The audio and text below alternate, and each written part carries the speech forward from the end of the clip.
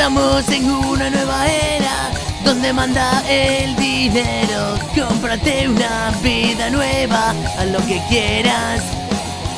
Eres libre como persona, cómprate un coche y una vivienda. Ahora ya estás atrapado por el sistema, por el sistema. Hay que acabar con la pobreza y cambiar la estructura social, donde todos seamos iguales, y por ella hay que luchar. Destruir el capitalismo, que es el que marca diferencias entre unos y otros en esta sociedad.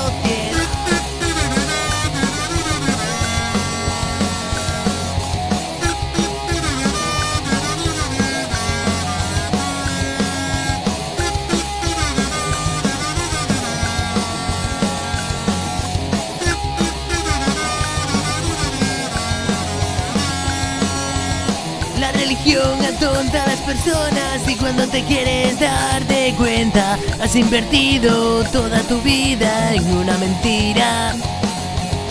¿Cómo puede ser posible que las personas que menos trabajan son las que tienen casas bonitas y mucha pasta, y mucha pasta? Hay que acabar con la pobreza y cambiar la estructura social, donde todos seamos iguales, y por ella hay que luchar.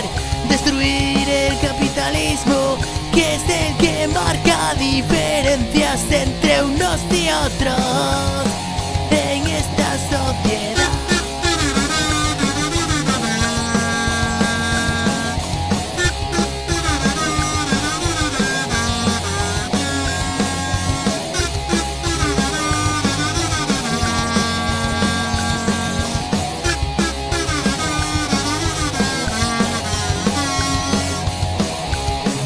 Hay que cambiar la realidad de nuestra sociedad, donde todos seamos igual, sin distinción de raza, sexo, de color. Hay que cambiar esta sociedad. Hay que acabar con la pobreza y cambiar la estructura social, donde todos seamos iguales, y por ella hay que luchar.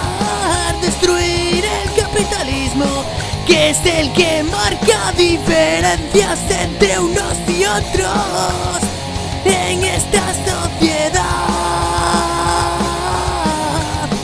anticapitalista, anticapitalista.